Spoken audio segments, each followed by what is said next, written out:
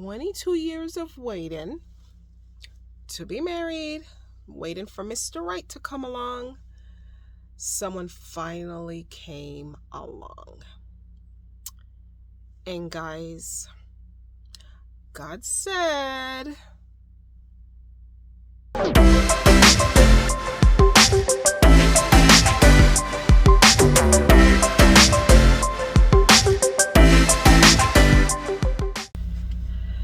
hey guys, Kizzy from mysinglehope.com and at Singly Living. So I haven't made a video in a while, and a lot of it is because I've been super busy with work and just trying to get direction for this channel and what I want to do with like my website and just the different things like that. And also during that time, I went to one of our church conferences in March and just got to spend some time with my kids and, all of the things in life. So I just wanted to share something, and the point of it is to just really encourage you guys that are in this particular space. And so, first things first. Yes, I am in my closet. And so I figured, because I spent a lot of time in my closet, as ridiculous as that sound, that I would just film this in my closet. So after 22 years of waiting, someone finally came around. And so some of you guys might be like, well, 22 years of waiting for what? Okay, so if you know my story, I have been a Christian for 25 years now, and I have been single for about 22 years. And the reason for this is because when I gave my life to Jesus, and for you guys that don't know me, I am a born-again Christian. What that means is it's not like just a religious label, or I just simply go to church, or that kind of thing.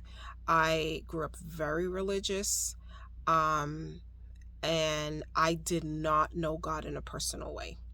But when I was in the military many years ago, I reached a point in my life where I just felt empty inside and void, and I was searching. And I had a friend of mine, and he had become a Christian, and he was like an atheist, like complete opposite of me. And his life changed like 360, guys. Literally, when they say overnight, like overnight, okay? No exaggeration. And I was like, whatever he has, I want. It didn't start like that. At first was like him invited me out to church, and I'm like, I'm all set. But then I finally realized I am not all set, and I am not all right, and I needed help. I made a promise to God. I said that I was not going to run around just dating guys. Like, I'm not going to do that. And so I have remained single, and I have not even been on a date. And I've learned to be content. But it was a journey. That's so cliche, but it was a journey, really, to get to this place. I have waited impatiently. I have waited frustrated. I have waited angry. I have waited contented, discontented. I mean, all the range of emotions, you name it, I've already gone through it. And I've had to come to a place where I realize that my hope is not going to be in a person. There's not going to be a person that's just going to come rescue me and meet all of my needs. The person that's going to do that, and the person that has done that, is Jesus. and he has to become the single hope in life. And it is through that realization that I found contentment, that whether I get married, it's okay. Whether I don't get married, it's okay. So anyways, I said all of that to come to the place where after 22 years, someone came along. It happened after I came back from our church conference. I've known some of the folks in the Oregon church for a very long time. And so apparently on my return back to Rhode Island, a few of the people that I know had shown my picture to a gentleman in that church in Oregon. And one of our churches in Oregon, we actually have quite a few.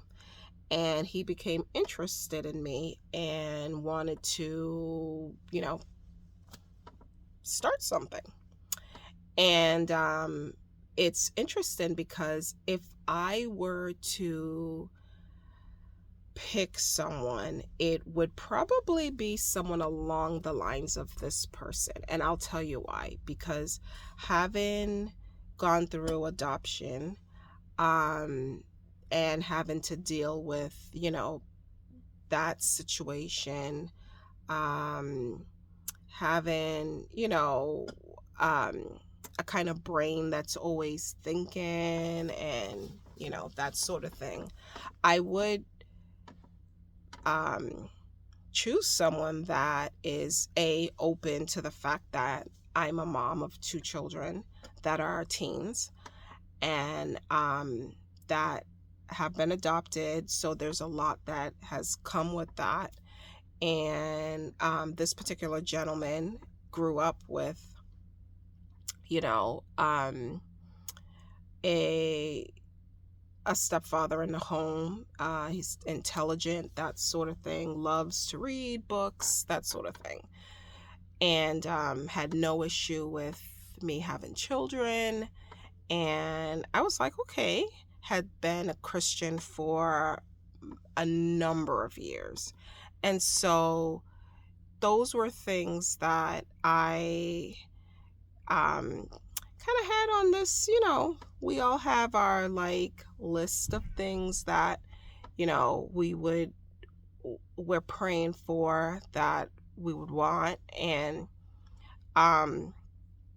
so I was like, okay, at first I was like, when I heard about that, I was like nervous and kind of scared, It's 22 years is a long, long time. I couldn't even tell you where to begin.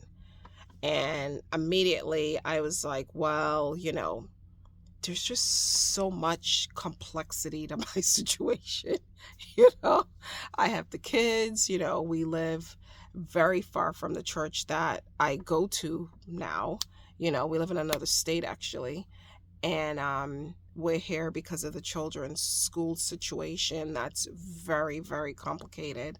And I have shared some of that in some of the older videos I've made, just a lot of the things I'm dealing with school and just all of that stuff. So my situation is could be difficult to a lot of people to have to navigate all of this stuff.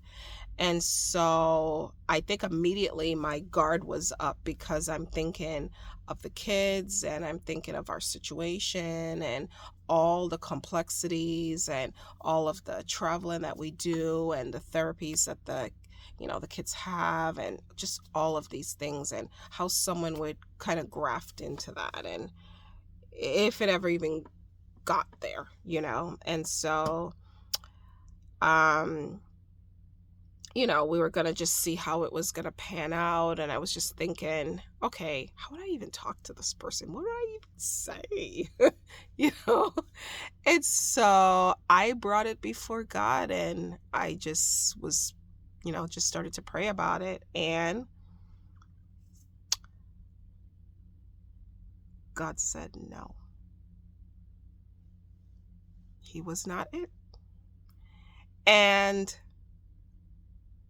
it's funny because I was praying and and we're not a Christian just about emotion, all this emotion. But it was like God speaks to us sometimes, and it's like that still small voice the Bible talks about. And it was almost like that's what it was. It was like he's not it. And what's also interesting, and I'm going to preface this by saying, I know that God can, speak to someone in a dream or vision or whatever. And I am not this vision dreaming type of person. I'm just literally not. And I'm not saying that God can, but I'm just not. But what's interesting is, I guess just in thinking of the situation and bringing it before God, and just the nervousness around how would this first phone call go, and just all of those things, I actually had a dream. And in the dream, it was like this gentleman was in it. And it was like there were other people obviously in there. And it was like I was given an explanation in such detail of something kind of like just blowing up, and in such detail I was told, you know what, this isn't gonna work, and it's because of blah blah blah blah blah. And I woke up, and it's one of the rare times I've ever had a dream that was so real that I couldn't tell if it was reality or not. And that might sound like way out there, but that's what happened. And I knew that it was a no, that it was a no. And so, a couple of weeks have gone by, and I haven't heard anything about him, anything at all. And it was like, I knew it. But I would still kind of pray about it, because I'm like, God, I've been single for so long. Like, why couldn't this work out? So a couple weeks later, I go and I inquire about him, and I find out that just, before it moved forward to anything else, some kind of situation blew up, and it was going to be a no. And it was so, I'm not going to say shocking, but it was like interesting. And I have to say, at that point in time, when I found out that this was just going to go nowhere and it was a no, I felt such a peace and a joy. And the reason for that was I realized that God was looking out for me. And just because we might be in a situation where this extreme amount of time might have passed, or we're praying for something and we're desperately wanting it, it